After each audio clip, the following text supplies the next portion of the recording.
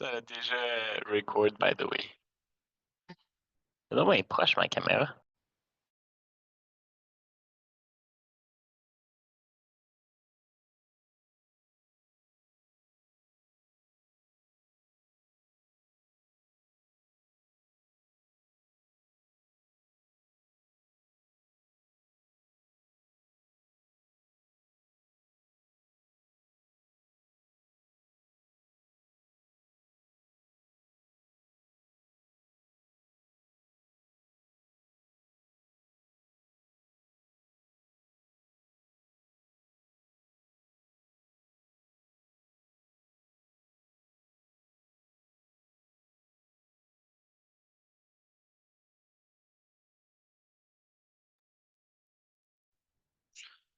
Salut Sam, salut François. J'espère que ça va bien. Ça va dangereusement bien. Let's go. Prendre une petite seconde, on va laisser le temps aux gens d'arriver et prendre le petit refill d'eau avant de partir ça. Puis après ça, on part la machine.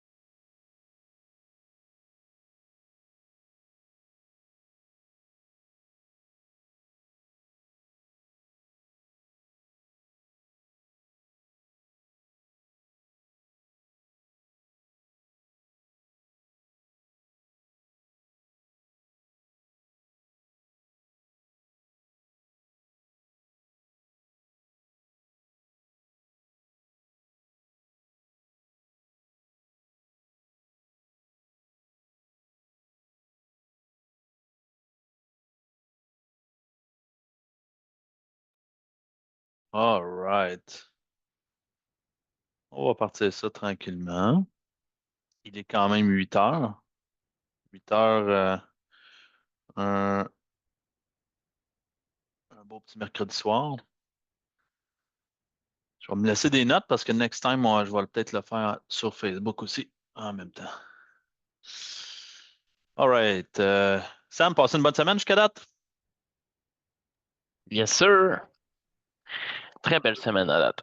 C'est quoi des petites victoires que tu as eues cette semaine? Cette semaine, j'ai eu une offre d'achat acceptée à date. Aujourd'hui, je suis allé faire une visite qui est quand même promettante pour une unité semi-commerciale, semi-résidentielle à 1,6 million. Ça regarde très bien, un projet d'investissement. Puis, j'ai beaucoup de visites sur mon nouveau listing pour ce week-end, en espérant que ça se vende. Félicitations, on aime ça. Ça veut dire des transactions. Yes. De ton côté, François, es-tu avec nous? Mais comment je dirais ça, j'ai besoin de plus de temps pour en faire plus. C'est toujours ça. C'est toujours une question de temps à la fin de la journée. Oui, ça va bien. Yes, sir. Et vous? Content de te voir. Merci d'être là. Merci à vous Yes, sir. Tu es dans de quel domaine, proposer. François? Courtier immobilier sur la ville de Québec. Oh, Euh, je, yes. je te dirais, Ouais. François, prends le pas personnel d'homme, il a une meilleure mémoire visuelle que auditive. Ah, Il était avec nous à Expicon, d'homme, François. Ah, ben, c'est pour ça. Je savais que le nom me disait quelque chose, mais avec une photo, quand j'ai la caméra, je suis sûr que je reconnais le visage. Ah, là, William, là, je te replace toi Bonsoir, aussi. bonsoir. Ben Yes, oui. sir. Comment ça va? Ça va bien, Ah vous autres? ben Oui, oui. ça va bien. Je vais partir ça tranquillement. Aujourd'hui, j'ai envie de couvrir une couple de sujets en fait, qui aimerait pas ça, faire plus d'argent, travailler moins fort? Je sais pas pour vous, mais moi, à main levée, je lèverais les deux mains, les deux pieds. C'est pas mal dans ça que je veux vous parler aujourd'hui. Je dirais pas avoir crack the code, mais une chose est certaine, c'est que je pense que j'ai été en mesure de mettre en place des systèmes qui me permettent aujourd'hui de profiter un petit peu. Ah, François, là, je te reconnais. Content de te voir. Je suis capable de dire aujourd'hui que j'ai mis en place une belle business et c'est ça aujourd'hui que j'ai envie de vous parler, en fait. Comment retrouver son temps en immobilier? Je vais commencer à faire un petit partage d'écran. Si jamais il y a des questions, quoi que ce soit, mettez-moi là dans le chat, laissez-moi savoir, puis à la fin, je vais vraiment les couvrir. Attends un petit peu. Et voilà. Là, juste me confirmer que tout le monde en voit tout.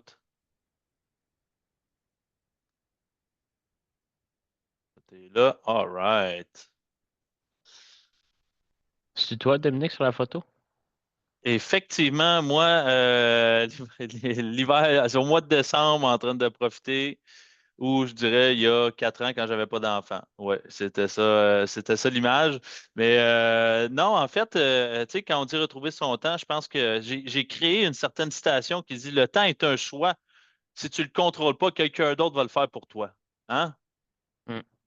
On connaît tous quelqu'un qui est capable de nous sucer le temps assez rapidement. On s'entend qu'on peut avoir une personne dans notre vie qu'on connaît, je pourrais nommer plusieurs noms, qui, ça va bien, ils viennent nous voir, nous le compte, ça va mal, ils viennent nous voir, nous le compte, puis coudonc, ils ont tout le temps besoin d'aide. Fait que aujourd'hui, je vais vous parler en fait de la différence entre c'est quoi de la productivité, puis la différence dans les différents éléments. Puis je vais vous montrer comment devenir productif et non pas juste travailler plus fort. Parce qu'à la fin de la journée, on a des gens qu'on connaît que dans toutes les sphères inimaginables, que ce soit courtier immobilier ou dans d'autres sphères, qui, ils ont le même nombre d'heures que nous dans une journée. Ils ont 24 heures dans leur journée et pourtant, ils font 2, 3 fois, 4 fois plus de sous que nous. Versus, il y a d'autres personnes qu'on a l'impression qu'ils sont toujours au bureau, qui travaillent tout le temps, puis ils n'ont pas l'air de faire bien des sous.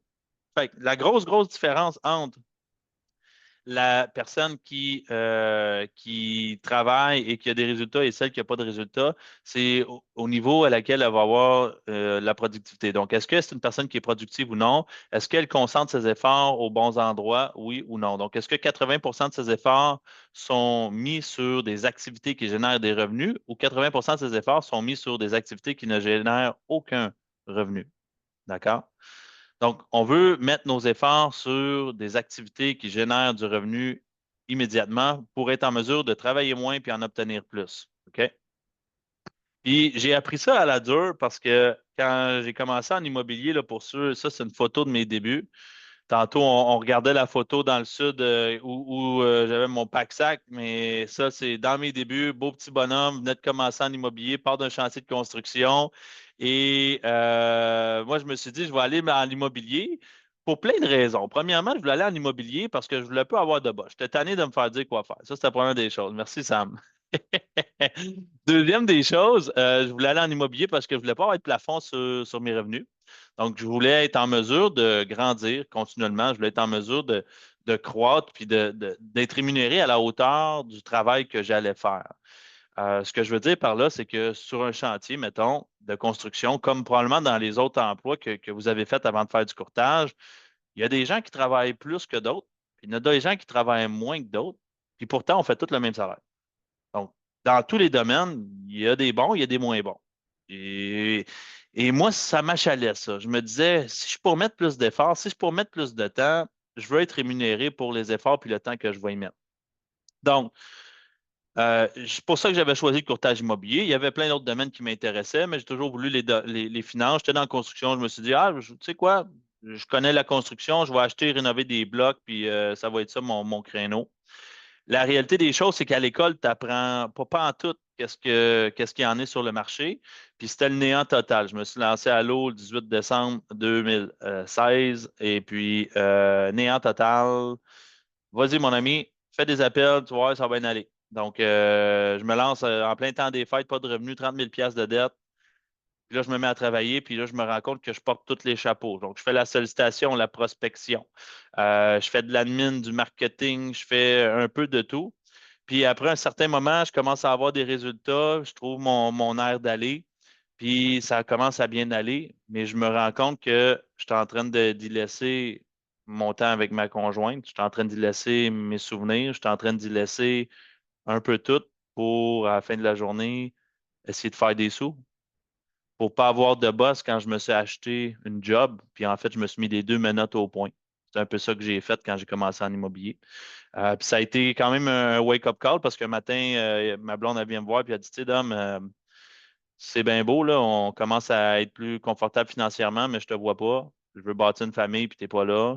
Puis je me vois pas développer quelque chose avec quelqu'un qui est juste jamais présent, tout simplement. Donc, c'est une triste réalité qu'on se rend compte en immobilier, c'est que si jamais tu as envie de travailler 150 heures semaine, c'est possible d'être fait. Si jamais tu as envie de travailler 40 heures semaine, c'est possible de le faire. Mais ce que j'ai découvert avec le temps, c'est que c'était possible de travailler 40 heures semaine, puis de faire plus, puis de faire autant que ceux qui travaillent 150 heures semaine avec des bons systèmes et les bonnes choses en place. Aujourd'hui, Dieu merci, j'ai réussi à retrouver mon temps. On a une belle équipe, on est 20 courtiers dans l'équipe. L'année passée, on a généré plus de 3,5 millions de revenus de commission. Et je touche du bois. On a rentré chez XP au mois de mai, puis entre mai et décembre, on est devenu l'équipe numéro 1 chez XP au Québec, numéro 5 au Canada. Donc, c'est des beaux résultats, mais c'est un peu la même approche que j'essaie de montrer à mes courtiers. Donc, de oui, productivité, oui, les chiffres, mais toujours en respectant une certaine qualité de vie. C'est ça aujourd'hui que je veux vous montrer. Comment est-ce qu'on peut réussir à retrouver du temps en immobilier, puis travailler moins fort, puis avoir plus de résultats? Parce que c'est ça, en fait, qu'on a choisi de faire en immobilier. On voulait faire des sous pour pouvoir en profiter ou faire des investissements. Puis pour ce faire, il faut avoir du temps pour en profiter. OK? Donc, on va aller dans le vif du sujet tout de suite, tout de suite, tout de suite. Donc, il y a plein de façons de générer de la business en immobilier. Quand je vous dis plein de façons, on peut faire 50 webinaires différents, puis je vais arriver avec 50 différentes façons de faire des sous en immobilier. Aujourd'hui, on va se concentrer sur trois éléments. La première des façons, c'est du direct. Donc, on génère de la business directement, one-on-one, d'accord? Deuxième des façons de faire de la business, c'est des façons indirectes. Donc, ça peut être par des publicités ou d'autres façons indirectes. Je vais vous en partager. Et la troisième des façons, c'est celle sur laquelle je veux mettre l'emphase aujourd'hui. C'est celle sur, on pourrait dire, un volet de notoriété, c'est one to many. Donc, on va mettre beaucoup d'emphase sur ce point-là aujourd'hui parce qu'une façon de retrouver son temps, c'est d'être capable de partager un message à plus de gens d'un coup. Et c'est de cette façon-là qu'on arrive à retrouver un petit peu de temps. OK? Il y a plein d'autres façons de retrouver du temps, mais aujourd'hui, je vais vous montrer comment vous pouvez faire une présentation à plusieurs personnes en même temps puis avoir les mêmes résultats que si jamais c'était en one-on-one. OK? Donc, la première des façons de générer de la business, c'est en one-on-one. C'est quoi en one-on-one? On pourrait dire, c'est toi, mettons, tes efforts, ton temps, tu prends ton coude, puis paf, paf, paf, fais des appels, je m'en vais dans des cuisines, je m'en vais rencontrer du monde, puis je mets mes énergies dans ça. Première des façons. Donc, si tu fais des appels, qui tu peux appeler? Tu peux appeler pas mal du proprio, des expirés, des co-calls, cercles d'influence, des anciens clients, des fournisseurs, name it. En fait, toutes tes sources de leads, toutes tes sources de clients, c'est du one-on-one que tu peux faire. Les gros avantages du one-on-one, c'est premièrement, c'est quantifiable, c'est mesurable. Donc, si tu sais combien d'appels tu es capable de faire dans une semaine, tu vas être capable de savoir combien de rendez-vous tu obtiens. Puis à partir de là, tu vas être capable de savoir combien de ventes tu es capable d'en découler. Donc, moment haut, moment bas, tu arrives à savoir combien d'appels, combien de contacts je dois faire pour générer de la business. Donc, un autre avantage, c'est que ça te crée des résultats qui sont ultra stables. Dernier désavantage, ça coûte 0 $, zéro comme dans Wallet. Donc, de faire des appels, ça vous coûte un numéro de téléphone ou un CRM et c'est la seule chose que ça vous coûte. Les désavantages, par contre, c'est difficile. C'est tough de faire des appels. C'est tough de gérer les objections. C'est tough de se motiver à aller se faire dire non toute la journée, tabarouette. Guys, il n'y a personne qui se lève le matin là, qui est excité, qui est content, qui se dit Yes! Je vais aller me faire dire non toute la journée, puis je vais le faire avec un sourire. Il n'y a personne qui ça arrive. En tout cas, si jamais vous connaissez quelqu'un, peut-être juste Alexis. Lui, ça se peut que ça y arrive des fois, mais moi, ça n'arrive pas, OK? Deuxième des désavantages, je vous dirais, c'est difficile à scaler. Donc, faire des appels, c'est difficile à scaler parce que c'est toi. C'est du one-on-one. C'est moi qui dois prendre le téléphone. C'est moi qui dois faire l'action pour que ça fonctionne. Je vais vous partager comment le scaler avec des ISA dans quelques minutes. Deuxième des façons de faire de la business en one-on-one, c'est par l'entremise de rencontres. Donc, quand tu fais des appels, c'est pourquoi? C'est pour générer des rencontres. Des rencontres, tu peux en faire dans des événements, dans des cuisines avec des clients en train de signer des contrats, dans des dîners, donc dîner de famille, dîner avec des amis ou autre type de rendez-vous. Donc, pour signer un contrat de courtage, achat ou vente à un certain moment, ou un contrat de vente, peu importe quel produit tu vends, il faut qu'il y ait une certaine rencontre à un certain moment pour que ça fonctionne, pour qu'on puisse évaluer si jamais c'est un match, si jamais on connecte, puis si jamais je suis la bonne personne pour te représenter puis t'aider à mettre à terme ton projet. Donc, l'avantage des rencontres en one-on-one, ben, c'est personnalisé. J'arrive à donner vraiment quelque chose de personnalisé au client.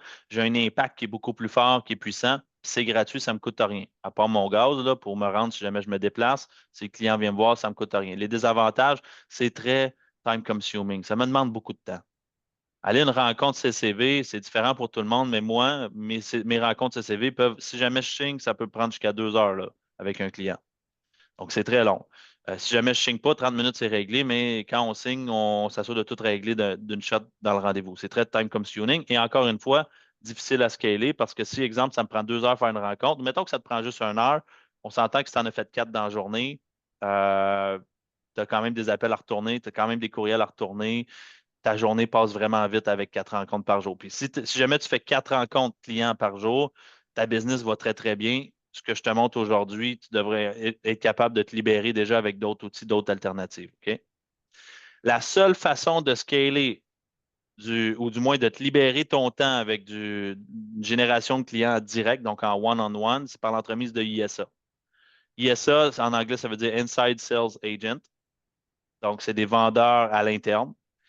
C'est des gens qui vont être capables de scaler vos appels et vos rencontres. Donc, au lieu que vous ayez à faire les appels directement et à faire la sollicitation, ces gens-là vont faire du démarchage, du sondage immobilier, on va appeler ça comme ça. Donc, il y a la loi 141 dans le courtage qui fait que les personnes ne peuvent pas faire des actes de courtage, mais ils ont le droit de faire des sondages immobiliers. Donc, ils ont le droit de faire des appels pour déceler est-ce que, exemple, Samuel aurait peut-être un intérêt à vendre ou à acheter éventuellement. Si c'est le cas, j'ai une référence. William va pouvoir l'aider, puis je vais te mettre en lien avec William. Donc, le ISA va trouver des peut-être et le mettre en lien avec le professionnel qui, lui, fait sa job après ça, qui fait le volet rencontre.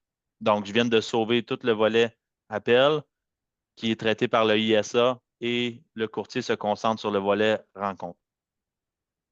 Donc, la seule réelle façon de scaler le one-on-one, c'est par l'entremise de ISA. Ces ISA-là doivent être payés à 100% en commission et au résultat. Puis les types de personnalités que tu veux pour un ISA, ça va être un driver ou un sociable. D'accord? Donc, c'est les types de personnalités qui vont être capables de perdurer dans le temps au téléphone all day long. Un driver, pourquoi? Parce que c'est une personne qui est focus sur les résultats. C'est une personne qui va être en mesure, avec un objectif, de respecter des objectifs, puis ça va le challenger. Puis c'est une personne qui tripe sur le défi. Donc, même jamais c'est difficile, va être capable de continuer à faire des appels continuellement. Et le sociable, ben, il aime parler au monde, tout simplement. Et ce ne sera pas nécessairement un closer, mais ça va être une personne qui va être capable de créer des conversations et d'être en contact avec les gens continuellement sur une base continue qui fait qu'il va être capable de générer des rendez-vous et de booker des rencontres dans ton agenda continuellement.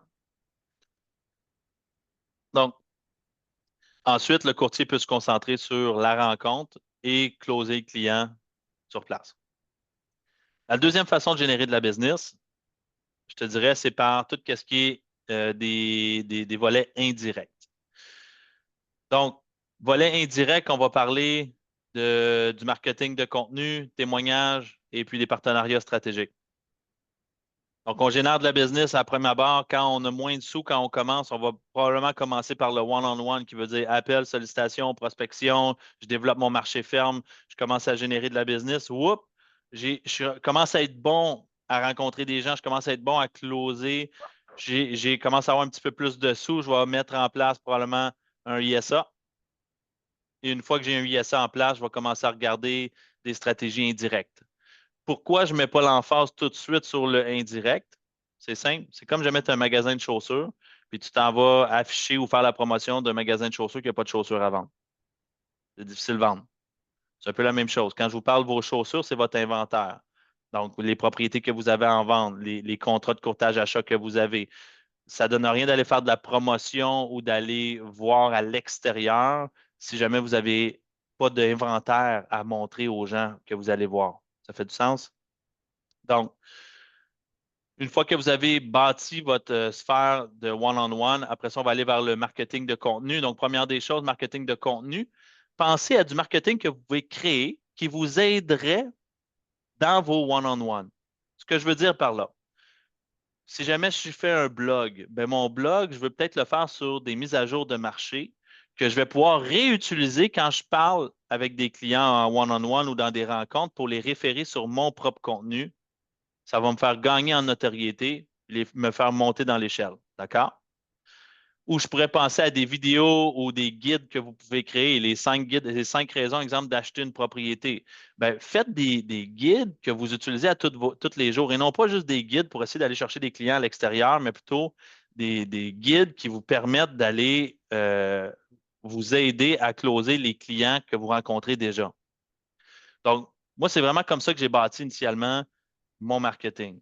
J'ai dit, c'est simple ce que je vais faire, je vais le faire pour mes clients après ma barre.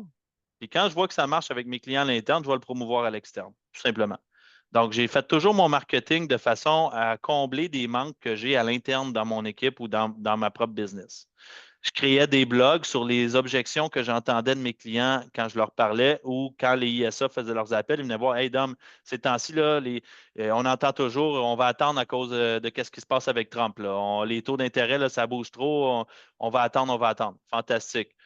Je fais du marketing de contenu, je crée un blog qui vient répondre à cette objection-là, et ensuite, je repartage ce blog-là dans les clients à qui je fais référence. Fait que quand je parle avec un client qui me dit, exemple, ah, mais les taux, je vais attendre, hey, pas de stress, gars, je comprends ça, on est tous sur la même ligne ensemble. Je te texte un lien en ce moment de mon blog, tu vas pouvoir aller prendre de l'information sur c'est quoi la réalité des taux d'intérêt, puis je continue après ça dans mon appel. Donc, tout le marketing de contenu que je vais créer, c'est dans l'objectif d'informer, d'éduquer ou de divertir et de me positionner comme étant un expert aux yeux des gens avec qui je travaille déjà initialement. OK? Bien important. Il ne faut pas commencer à faire du marketing de contenu juste pour essayer de lancer des flèches un peu partout et espérer qu'on attrape quelque chose. Ce n'est pas la bonne approche. Commencez par faire du marketing de contenu qui parle à votre sphère actuelle. Ensuite de ça, en termes de marketing indirect, je vais aller dans des témoignages clients ou des preuves sociales. Donc, les avis Google, c'est crucial, vous en avez besoin. Parce qu'encore une fois, quand je veux gagner en notoriété auprès des clients avec qui je parle, soit en direct ou en indirect, ben, je vais leur envoyer mes liens pour mes avis Google. Je vais leur envoyer ce que les gens disent de moi. Je parle avec un du proprio, exemple. Ça ne me coûte rien, le du proprio, le numéro de téléphone est là. J'ai une bonne conversation avec lui. Je vais lui texter le lien vers mes avis Google pour lui dire, écoute, j'ai tant d'avis Google en ligne en ce moment et dis-moi qu'est-ce qui pourrait manquer pour qu'on fasse affaire ensemble. Regarde, il y a 350 personnes dans le passé qui ont fait affaire avec moi. Ils ont laissé des commentaires. Rencontrons-nous. J'utilise des preuves sociales pour gagner en crédibilité. Et en termes de marketing indirect, quand je demande à un client de me laisser un avis Google, ça fait une promotion à des gens que je ne connais pas. Puis c'est ça quand on parle d'indirectement. Donc, vous pouvez aller chercher des avis sur Facebook, vous pouvez aller chercher des avis sur Google. Vous devriez avoir un système en place en ce moment, ou du moins un réflexe, que quand vous êtes en communication avec un client qui a fait affaire avec vous ou non, lui demander de vous laisser un avis.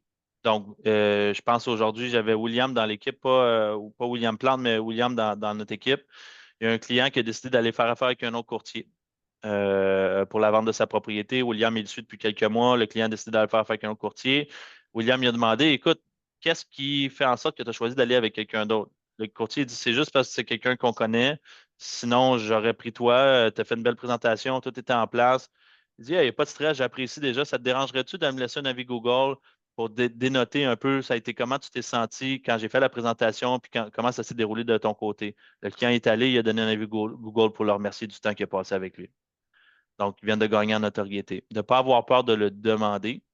Tous les témoignages que vous allez obtenir, ce n'est pas obligé d'être des clients que vous avez fait une vente, une transaction avec. Ça peut être juste des gens que vous avez eu un impact dans leur vie. Je ne vous dis pas d'envoyer des textos là, à toute votre base de données pour demander un avis Google. Ce n'est pas ça que je vous dis tout. Ce que je vous dis, c'est des gens que vous savez que vous avez eu un impact, puis que vous avez fait une différence pour eux, auquel vous avez investi du temps. Demandez-leur un avis. Demandez-leur un témoignage. La dernière façon de générer de la business indirectement, c'est par l'entremise de partenariats stratégiques. OK? Vous devez être aux événements. Des événements puis je vais dire comme ça, pas juste des événements de courtier immobilier ou des événements d'investisseurs immobiliers. Quand on parle d'événements, vous devez aller à des événements de votre secteur que vous voulez développer. Comme nous, mettons, à la salle, il y a une soupe populaire. À chaque année, il y a une soupe populaire. Ben, il faut être là. Parce que c'est dans ces événements-là où c'est un partenariat stratégique, je m'associe à ma municipalité pour dire que je suis là pour aider ma communauté. Vous pouvez vous associer dans d'autres partenariats stratégiques, des causes, des causes qui vous tiennent à cœur, honnêtement. Vous pouvez vous associer avec un notaire, vous pouvez vous associer avec un planificateur financier, vous associer avec des professionnels qui peuvent vous faire rayonner. Puis ils vous font rayonner pourquoi? Parce qu'ils sont confiants que de votre côté, vous faites une différence dans la vie des clients qu'eux vont vous référer. OK? Puis la dernière façon de générer de la business, qui est la plus intéressante dans le marché dans lequel on est en ce moment, c'est le one-to-many. C'est quoi le one-to-many? C'est exactement ce qu'on est en train de faire en ce moment. Ou ce qu'on appelle OPS, OWN. Donc, OPS pour Other People's Stage, OWN, Your Own Stage. Quand on parle d'un stage, on va parler d'un emplacement, un endroit qui vous permet de parler à plusieurs personnes d'un coup. Guys, on a une opportunité dans le monde dans lequel on vit en ce moment que les gens n'avaient pas tous avant, qui est les réseaux sociaux, qui est tout ce qui est Internet et tout ce qui est en ligne. On a la chance d'être capable de partager un message puis de le faire rayonner à grande envergure, à grande échelle. La semaine passée, j'étais à un événement de Yann Lajoie. Il y avait 700 personnes à l'événement. Je ne sais pas jamais vous avez une idée, là, mais 700 personnes, là, c'est du monde en tabarouette dans une pièce. C'est des événements qui coûtent plusieurs dizaines de milliers de dollars. Et c'est ça un peu un stage, c'est d'avoir une personne sur un stage qui parle à 700 personnes.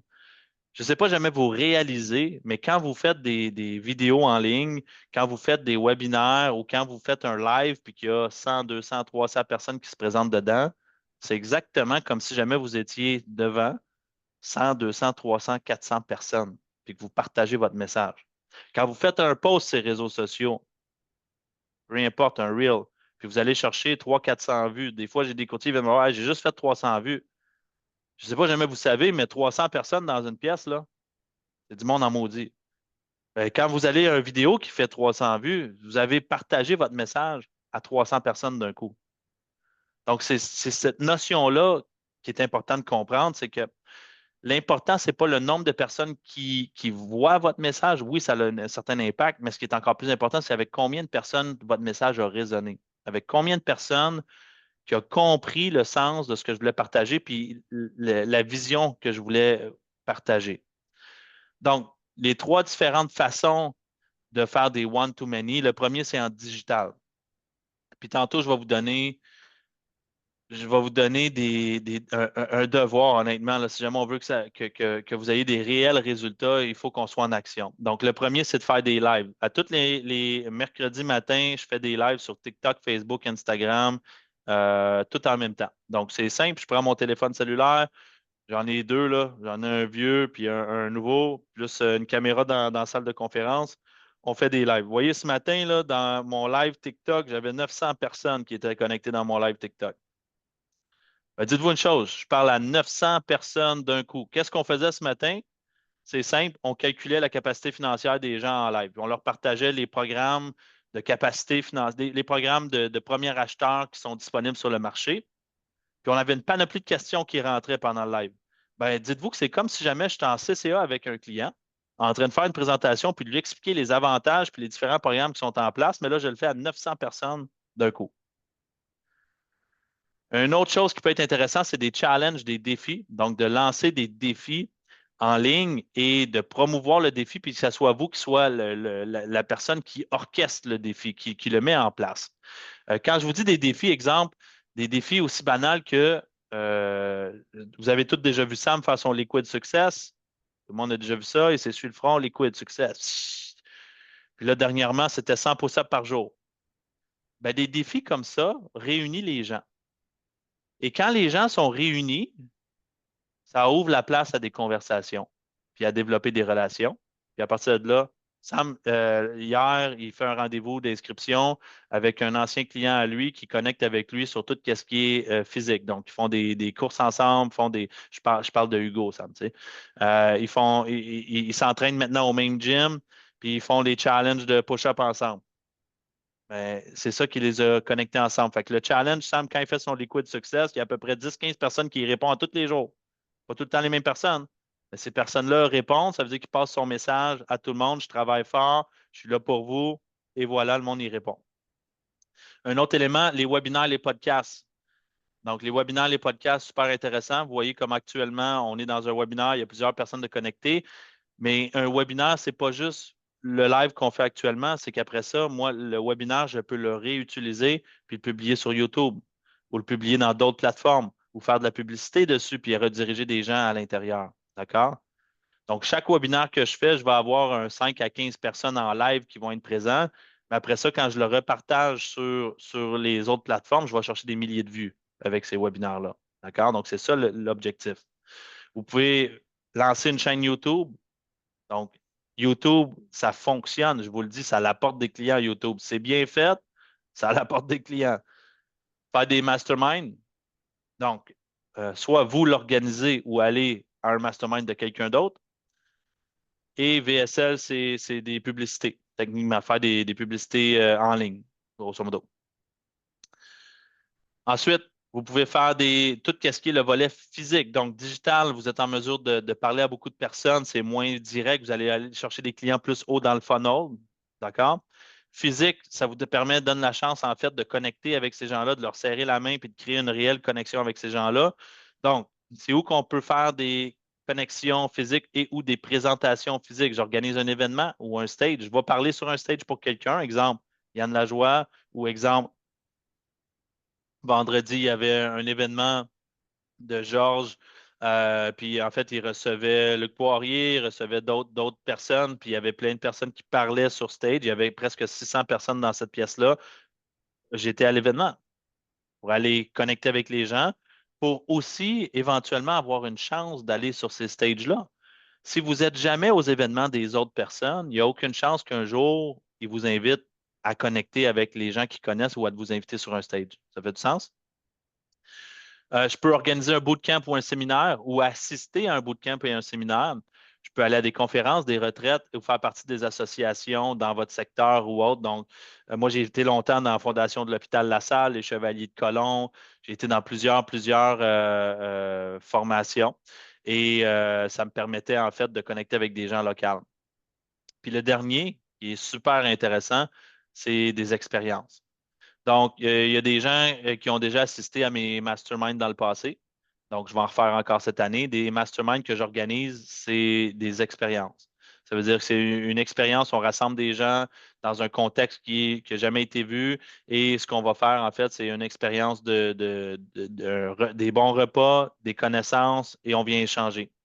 Donc, ça me donne la chance de parler avec beaucoup de personnes à un endroit en l'espace d'une soirée, tout simplement. D'accord? Donc, dans toutes ces sphères-là que vous pouvez utiliser, que ce soit digital ou physique ou expérience, vous devez être en mesure de partager votre message. Puis c'est là que je vais vous donner la structure pour partager votre message. OK? Indépendamment de quel stage vous décidez de choisir, donc que ce soit digital ou physique ou des expériences, vous devez structurer votre message pour qu'il résonne avec les gens avec qui vous parlez. Donc, le première des choses que vous devez vous poser comme question, c'est quoi le problème qu'ils cherchent à corriger? D'accord? Donc, chaque personne avec qui vous parlez au téléphone à tous les jours, ou que vous rencontrez directement, ou que vous allez à un événement, ou que vous allez sur un stage, peu importe, posez-vous la question, c'est quoi le problème qu'ils cherchent à corriger? Donc, financier, c'est le temps, c'est des leads, des systèmes, et il veut apprendre à négocier, c'est un divorce, peu importe. Il y en a plein, là. J'en ai listé plusieurs ici problèmes qu'on rencontre fréquemment. Puis après ça, vous devez formuler votre message avec une structure. Donc, quand vous faites une présentation à plusieurs personnes, donc one to many, je ne parle pas d'une présentation en one-on-one, la structure va être différente en one-on-one, mais il ne devrait jamais y avoir plus que 4 étapes, peu importe. On limite toujours chaque présentation toujours à 4 étapes. Quand vous faites une présentation en one to many, il va y avoir la première étape qui va être d'ouvrir avec le cœur. Donc, ce qu'on veut faire quand vous faites une présentation à plusieurs personnes, c'est de raconter un petit peu une histoire qui, les gens vont être en mesure de connecter avec cette histoire-là. Donc, une histoire réelle de votre parcours à vous, qui est en lien avec le problème que les gens cherchent à corriger, puis que vous avez trouvé une solution à ce problème-là, tout simplement. La deuxième étape après, c'est de partager le contenu puis le processus. C'est quoi les points qui vous ont permis de corriger les problèmes que la personne cherche à corriger? OK? La troisième des étapes, une fois que vous avez partagé le contenu, dans votre webinaire, c'est de faire l'appel à l'action. Donc, de guider la personne à la prochaine étape. Un call to action, ce n'est pas tout le temps signe ici, ah ouais, prenons rendez-vous. Un call to action, c'est juste de diriger les gens vers un autre niveau d'engagement, en fait. C'est quoi que tu veux que ton audience passe comme action après votre rencontre? Est-ce que tu veux qu'ils interagissent avec toi? Est-ce que tu veux qu'ils prennent un rendez-vous pour une consultation? Est-ce que tu veux, peu importe c'est quoi l'objectif que tu as, il faut qu'il y ait un appel à l'action. Et dernièrement, tu vas toujours conclure avec une histoire de cœur à nouveau. Donc, je vais terminer à nouveau mon message avec une histoire qui est en lien avec qu'est-ce qu'on a corrigé aujourd'hui. Puis si jamais vous regardez un petit peu la structure qu'on a adoptée aujourd'hui, c'est exactement ça. Donc, au départ de la présentation, je vous ai partagé mon parcours en tant que courtier immobilier quand j'ai commencé. Puis la réalité de c'est quoi être un courtier immobilier. Puis où on en est aujourd'hui. Je viens de vous partager le contenu. Comment est-ce que j'ai fait, sur quel médium j'ai utilisé pour être capable de retrouver mon temps en immobilier puis que ça allait mieux. L'appel à l'action, on va l'avoir dans quelques secondes. C'est vraiment juste de rentrer en contact avec moi pour que je puisse vous aider dans votre structure puis dans votre modèle d'affaires. Mon objectif en tant que courtier, c'est de pouvoir changer le domaine de l'immobilier. No joke. On est dans un domaine qui, je pense, a besoin de coaching, a besoin de formation et souvent, c'est à des prix exorbitants. Je pense que j'en donne beaucoup. J'apporte beaucoup au courtier immobilier. Je donne des trucs, je donne des conseils, puis ça me fait plaisir. Puis à la fin de la journée, ça me permet d'avoir des plus belles collaborations pour moi puis mes courtiers immobiliers quand vient le temps d'être en transaction. Puis ça me permet aussi d'avoir des opportunités. Fait que j'ai des courtiers qui m'appellent aujourd'hui pour me dire, Hey Dom, j'ai un deal qui se libère à telle place. Ça te tente-tu, as-tu un client pour moi ou ça te tente-tu d'investir ici ou autre? Puis c'est pour ça que je le fais. Fait que, mon call to action que j'ai pour vous aujourd'hui, c'est vraiment ça, c'est de vous dire qu'on a des outils, j'ai des environnements pour vous aider, mais moi, ce que je veux, c'est vraiment juste de comprendre votre business puis d'avoir un impact puis de faire une différence dans votre business. Donc, si jamais vous voulez qu'on regarde votre modèle ensemble puis qu'on regarde en fait, c'est quoi qui vous bloque en ce moment, c'est quoi qui vous empêche de prendre la business que vous avez en ce moment puis de l'apporter au prochain niveau sans travailler 3 fois plus fort, ben, scannez le code puis on va regarder comment je peux vous aider. Puis honnêtement, chaque courtier qui se sont joints, puis là, je ne parle pas d'équipe ou d'agence, ça ne change rien, mais ce que je veux dire, c'est que les courtiers qui se sont joints à mon équipe, quand ils sont venus me voir, initialement, il y avait le même problème que tout le monde. Soit il manquait de clients, soit il manquait de temps et d'argent à la fin de la journée. Puis aujourd'hui, j'ai été capable de mettre en place une structure qui sont capables de travailler. Ils travaillent majoritairement, ils ne travaillent pas les week-ends, ils ne travaillent pas les vendredis soirs, ils ont une belle structure de temps, ils font des sous, puis ils ont réussi à retrouver leur temps, puis c'est ça que je veux mettre en place pour vous. C'est vraiment d'être capable de dire, je fais l'immobilier pas par obligation, je fais l'immobilier parce que c'est le fun, puis je suis capable de retrouver une qualité de vie que je veux vraiment avoir. Parce que je pense que c'est la raison initiale pour qu'on a tous choisi l'immobilier, c'était pour être capable de faire des sous, d'en profiter aussi, puis de ne pas être esclave de ce business-là. Là. Fait que, basé là-dessus, je me demandais si jamais vous aviez des questions, vous voulez qu'on couvre ensemble. J'ai vu des commentaires tantôt passer, mais je n'ai pas eu la chance de les lire.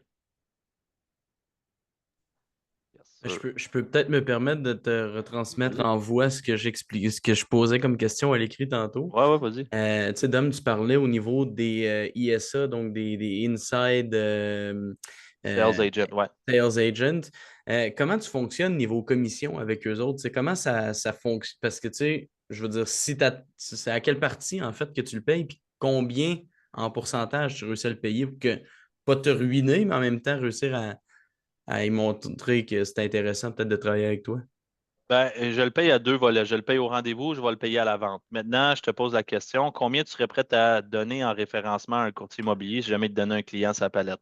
Je te pose la question. Tu donnerais En 10, 20 15, 20, 25? Ouais. Moi, perso, ça serait entre 25 et 50, tout dépendant c'est quel genre de lead, puis quel genre de courtier qui me passe ça, sa palette aussi, tu sais. Fait que tu viens de répondre à ta question. Si le OK. ISA fait les appels pour toi et qu'il te donne un client direct, là, closé, prêt à chaud, combien tu serais prêt à y donner? Entre 25 à 50 Tu comprends? Ouais. C'est toi qui décides. Moi, mes ISA, je leur donnais ici 10 mais ils faisaient beaucoup de volume. OK. J'ai eu des ISA qui étaient focusés 100% vendeurs, ben, je leur donnais 25 Je ne me cassais pas la tête. D'accord? Donc, c'est vraiment quelle est la valeur que toi, tu apportes à un client prêt à aller de l'avant. Puis c'est comme ça que tu vas rémunérer. Tu vas rémunérer au rendez-vous. Aussitôt qu'il y a un rendez-vous signé ou pas signé, il faut que tu le payes parce qu'il est dépendant des résultats que toi, tu as. Qui veut dire Mhm. qu'il ne pourra pas survivre ou vivre si, il n'est pas rémunéré quand il prend un rendez-vous. Après ça, c'est un peu ton travail à toi de préqualifier le client, t'assurer qu'il est chaud, qu'il est bon, puis de le closer quand tu as l'opportunité, là. Ça, c'est pas son rôle à lui.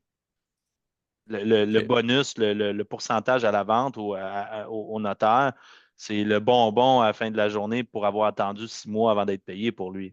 Mais il faut qu'il soit capable de vivre quand même avec les rémunérations qu'il y a par rendez-vous. Puis, mettons, pour le rendez-vous, parce que sur le 10, j'imagine c'était le total, là. Mais tu sais, par rendez-vous, c'est combien, mettons, que tu le rémunères? Parce que je veux dire, en soi, il ne faut pas que tu te ruines, sachant que tu n'as peut-être pas non plus closé le deal au bout, là. Ben, je te reposais encore la même question, puis c'est plate comme réponse. Moi, je Ah, rémunérais, ma rémunération que je donnais, c'était 150 pour un rendez-vous acheteur physique au bureau en personne. Donc, pas des Zooms, je ne payais pas pour des Zooms. Pourquoi? Parce que la majorité ne mais c'est close pas pas, vrai, puis ouais, c'est ça. c'est pas vraiment chaud. Puis les vendeurs, je donnais 250 par OK. rendez-vous. Maintenant, j'ai eu des ISA que je donnais pas mal plus. J'avais comme entente que je leur donnais moins de pourcentage, puis je leur donnais pas mal plus du rendez-vous parce qu'ils s'occupaient de faire l'appel, closer, faire la préqualification, puis réchauffer le client avant que j'arrive sur place. Fait que c'était comme jamais c'était moi, là. J'arrivais, puis boum, je signe le contrat. Fait que je donnais plus immédiatement, puis j'assumais plus de risques. Puis à un certain moment aussi, tu vas être capable, William, de faire tes propres stats. OK, je sais que si j'ai 4 rendez-vous, j'en close tant. Ben, basé là-dessus, voici le montant que je peux allouer pour ce genre de service-là. Mais il faut que OK. tu connaisses tes stats, c'est différent pour tout le monde. Puis comment tu vas chercher ce sales agent-là? Parce que j'imagine que tu vas pas non plus chercher un petit jeune de 16 ans, ni tu sais, J'étais quelqu'un de surpris. retraité. J'imagine que. Non, mais je veux dire, faut que tu le qualifies, faut qu'il. Je veux dire, tu veux qu'il travaille, tu veux pas qu'il passe ses journées sur la PlayStation, mettons? Ben, même s'il passe ses journées sur la PlayStation, il est payé au résultat. Ça ne change pas grand-chose. S'il ne close pas, il n'est pas payé. Moi, je sais pas, mais tu sais, si tu l'as puis qu'il joue sa play puis qu'il s'en crisse de gagner 0%, je veux dire, toi, t'as pas plus de rendez-vous dans ton catalogue. Tu n'as pas plus de rendez-vous, mais à la fin de la journée, tu n'en veux pas juste un. Si jamais tu es pour aller dans une OK. structure d'ISA, à chaque fois que tu as une opportunité d'avoir quelqu'un qui est décent, qui a une belle personnalité, qui fit avec tes valeurs, qui comprend la structure, tu le fais rentrer. Même si tu as 5-6 ISA, ben, tu les payes quand ils ont des rendez-vous ou quand ils closent quelque chose. Puis le ménage se fait automatiquement. Je ne te cacherai pas que des ISA, il y a un roulement fou, là. Ils sont rares ceux qui OK. restent plus que 3 mois, là. Ceux qui restent plus que 3 mois, Ah c'est ouais. parce qu'ils vont devenir courtiers. Puis eux, ils vont perdurer dans le temps. Mais d'habitude, 3 mois, oups, finalement, ouais, c'est pas pour moi, ils changent, ça revient. Fait qu'il faut tout le temps que tu sois à la recherche là, continuellement. Moi, j'avais des ads sur Indeed. Maintenant, j'en ai plus parce que avec l'équipe, ben, les courtiers font les appels puis font un peu le rôle du ISA en quelque sorte. Donc, j'ai des courtiers rookies, quand ils rentrent, ils ont un processus, un onboarding, puis ils vont commencer à faire des appels puis booker des rendez-vous pour les courtiers d'expérience. Donc, la job de ISA est pris comme ça, mais pendant des années, j'ai eu des ISA juste pour me fider moi, là. Pendant des années, j'en avais 4, 5, 6. J'en prenais tout le temps, tout le temps, tout le temps. Je les faisais rentrer, puis ça roulait continuellement. OK. Puis tu vas les chercher comment? Tu sais, y a-tu des équipes des écoles Ouais. d'ISA, des écoles de. Oui, tu vas avoir ça s'appelle des setters puis des closers. Tu as les deux OK. types. Des setters, c'est ceux qui vont sparker les conversations, qui vont aligner vers un appel pour prendre un rendez-vous. Puis des closers, c'est ceux qui vont booker pour le rendez-vous. Fait que ça peut être une des approches. L'autre approche, c'est moi, j'avais Indeed qui roulait beaucoup, LinkedIn, j'en avais des posts qui roulaient là-dessus. Indeed, ça fonctionnait. La qualité, c'était bof, mais ça fonctionnait quand même, là. OK. All right. Niveau rémunération, ça ressemble à quoi? Parfait. Est-ce qu'il y a une date de préemption pour demander l'avis? Ça, c'est quoi ça? OK, parfait. Question, tu fais tout dans le même rendez-vous pour le CCV? Oui. Donc, quand je rencontre le client pour mon CCV, en fait, je ne me présente pas à un rendez-vous si le client n'est pas prêt à signer un contrat. Donc, quand je fais mon script de préqualification, il y a des questions du genre, si les chiffres font du sens, vous êtes confortable et confiant avec ce que je vous présente, est-ce que vous êtes prêt à aller de l'avant aujourd'hui? Si la réponse est non, ben, je pose deux, trois questions pourquoi, puis je recédule jusqu'à temps qu'ils me disent un peut-être ou un oui, tout simplement. Donc, quand j'arrive, parce que ce que mes chiffres à moi démontrent, puis ça, comme je vous dis, chaque business est différent. Ce que mes chiffres démontrent, c'est que quand je ne signe pas le contrat sur le champ au premier rendez-vous, mes chances après de signer au bon prix, aux bonnes conditions et ou de signer tout court sont de 25. Donc, ce que je me suis rendu compte dans mes chiffres à moi, c'est que si je ne le close pas sur le spot, 1 sur 4 que je ne signe plus. Ça, c'est d'un. Deuxième des choses, ceux qui me rappellent de ces 1 sur 4-là, ils viennent me rejaser avec un prix ridicule, une commission plus basse, puis là, je ne réussis pas à avoir un contrat qui est solide avec le client. Donc, c'est pour ça que la préqualification est importante, puis que quand je suis dans le rendez-vous, je fais tout. Le rendez-vous, oui, mon CCV, ma DV est préparée, ma présentation est préparée, mais quand je rentre sur place, je viens et ma présentation prend 30 minutes, puis après ça, c'est 1 heure, 1 heure et demie, valider le CL, valider la déclaration des vendeurs, finaliser le contrat, préparer le client au onboarding qu'on va faire avec le reste de l'équipe, lui montrer les systèmes que j'utilise, puis après ça, on part. Donc, il y a certaines équipes qui font remplir les DV par les adjoints, les ça. Moi, personnellement, je trouve que c'est important de les faire avec le client. Il y a beaucoup d'informations pertinentes dans ça à couvrir, puis je prends le temps de le faire avec eux autres, là. Puis Dominique, tu amené un point quand même que je trouvais intéressant, peut-être d'essayer de rebondir dessus. Tu sais, tu parlais au niveau de quand tu es sur place, tu les closes, mais tu sais, je veux dire, des fois, on n'est pas capable nécessairement de closer le pourcentage de commission qu'on veut dès le départ, tu sais, mettons un 5 ou un 6. Fait que je veux dire, on diminue notre pourcentage de rétribution. Je reviens au ISA. Est-ce que il y a une compensation au niveau du pourcentage que tu y dois parce que toi, tu n'as pas été capable de le closer à 5? Ou Non. est-ce qu'il prend 10% de ce que tu as réussi à négocier? Il prend un pourcentage de ce que toi tu reçois. OK. Puis quand on rentre dans des négociations avec le client pour obtenir une signature, la rétribution est un élément auquel vous pouvez négocier, mais c'est toujours le dernier des éléments. Je pense qu'il y a beaucoup d'arguments qui Mhm. peuvent être sortis sans toucher à la commission. Mais plus loin que ça, il faut aussi penser au coût d'opportunité. Donc, vous êtes en affaires, vous devez vous poser la question, OK, combien ça me coûte de mettre une inscription en ligne? Donc, première des choses. Donc, comment je fais pour calculer ça? Je vais calculer le nombre de listings que j'ai signés dans l'année versus les dépenses que j'ai eues. Ça va te donner le coût d'une inscription. OK? Donc, basé sur ton coût d'une inscription, tu vas être capable de savoir c'est quoi la commission la plus basse que tu peux prendre. Je te donne un exemple. Si ton coût par inscription, c'est 1500 là, tu vas me dire, écoute, ça ne coûte pas ça, mettre ça sur Centris. Prends exemple, tes dépenses ou si jamais tu es dans une équipe, le split d'équipe, OK, Mhm. divisé par le nombre de listings que tu as signé, parce que c'est ton chef d'équipe qui paye pour les dépenses, mettons. Ben, ça va te donner une idée de combien lui coûte une inscription ou combien toi tu lui coûtes pour une inscription. OK? Fait que, mettons, tu as signé 10 listings cette année, puis tu as donné 100 000 au chef d'équipe. Bon, ça me revient à combien? Fait que 10 listings divisé par 100 000, voici combien me coûte mettre une inscription en ligne. OK. Jusqu'à date, vous me suivez? Oui. Fait que si ça me coûte, mettons, je sais pas, 1000 pièces ou whatever le prix que ça me coûte, pour mettre une inscription en ligne, ben là, je sais qu'au minimum, il faut que j'aie pour l'inscription 1000 pièces pour être break-even. Ça veut dire que quand je fais une commission, mettons, je fais 10 000 est-ce que c'est 10 000 qui restent dans mes poches? Non. Non. Il y a 33 qui s'en va à l'impôt. 33 qui s'en va dans tes poches à toi pour payer tes comptes personnels, puis 33 qui reste pour ta business. Donc, sur une vente à 10 000 il me reste en réalité pour gérer ma business 3 300 puis ça m'en coûte 1 000 pour mon listing. Fait que j'ai fait 2 000 de profit. Est-ce que ça vaut la peine pour moi de prendre cette inscription-là, oui ou non? C'est comme ça que vous devez penser quand vient le temps de négocier vos commissions. J'ai rien contre un courtier qui signe des contrats à 2, à 3, à 5, peu importe le pourcentage. L'important, c'est pas ça, c'est est-ce qu'il connaît ses chiffres, puis est-ce qu'il respecte son barème minimum, tout simplement. Parce que le modèle d'affaires d'un courtier, exemple, mettons un courtier signe 200 listings par année, puis il y a 100 000 de dépenses, ben, son ratio, combien lui coûte un listing, est pas mal plus bas. Fait qu'il peut se permettre de diminuer ses commissions. Pourquoi? Parce que mettre un listing en ligne, ça lui coûte presque rien. Ça fait du sens? OK. Ouais.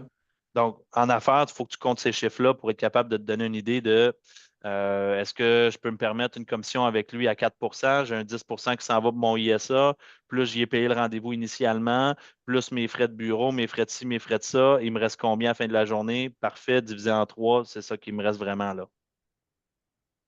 Puis là, tu prends OK. ta décision. Donc, tu sais, tu signes un listing, je ne sais pas moi, à 2 millions. Donc, ça se peut-tu que tu le prennes avec une commission plus basse que 4 Ça se peut-tu Ben, que tu... la rentabilité est là plus rapidement, mettons. Exactement. C'est toi qui évalues. Donc, c'est pour ça qu'au commercial, souvent les commissions au commercial, ça va être des 3 parce que c'est des propriétés à 5, 6, 10 millions. Donc, c'est pas la même charge de travail, pas la même chose. OK. Mais ton ISA, il doit recevoir une partie de ton cote à toi. Puis, excuse-moi, je veux pas non plus monopoliser les questions, mais tantôt, tu disais que tu faisais un 30 minutes de présentation, puis que si tu savais pas le listing, c'était 30 minutes. Si tu l'avais, c'était 2 heures. Tu sais, Mm.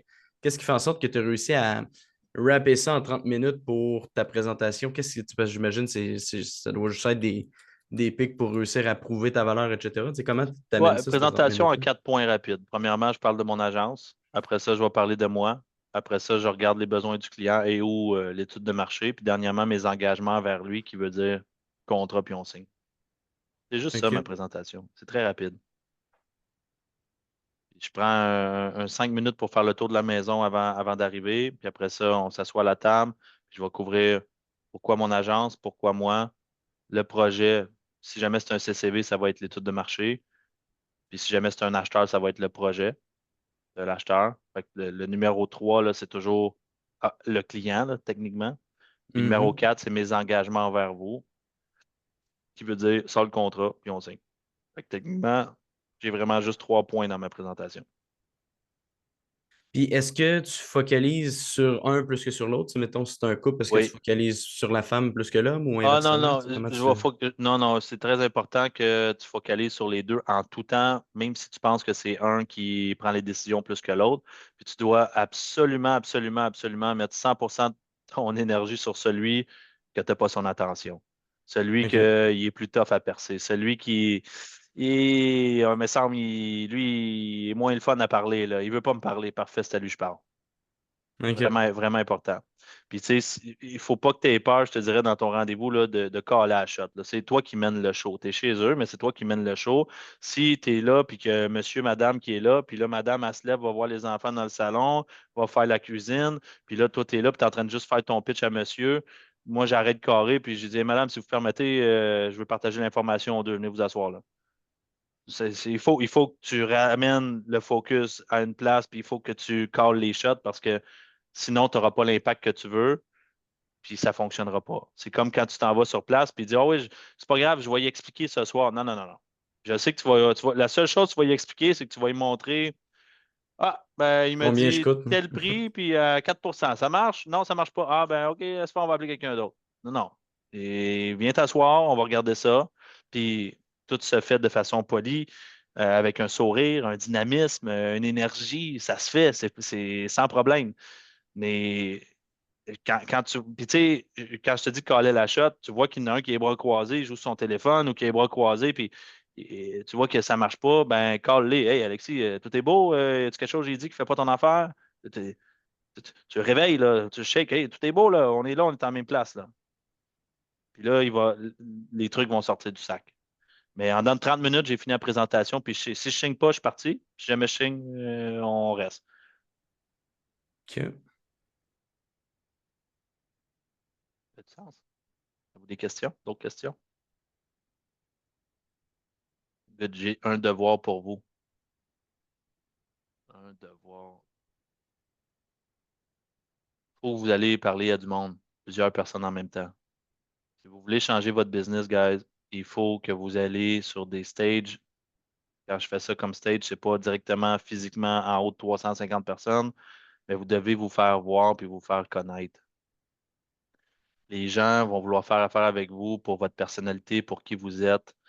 Et indépendamment de la structure que vous avez actuellement ou l'organisation dans laquelle vous êtes, ça ne change absolument rien. L'agence, l'équipe, peu importe, le monde veut le faire affaire avec Alexis, Samuel, François, William, c'est ça qui est important. Le devoir que je vous donne ou que je vous challenge à faire, là, c'est d'envoyer 5 messages là, pour vous faire inviter à un podcast. N'importe qui a un podcast, envoyez-y un message. J'ai quelque chose à partager. Je pense que ton audience elle a tel problème. Voici comment je peux le solutionner.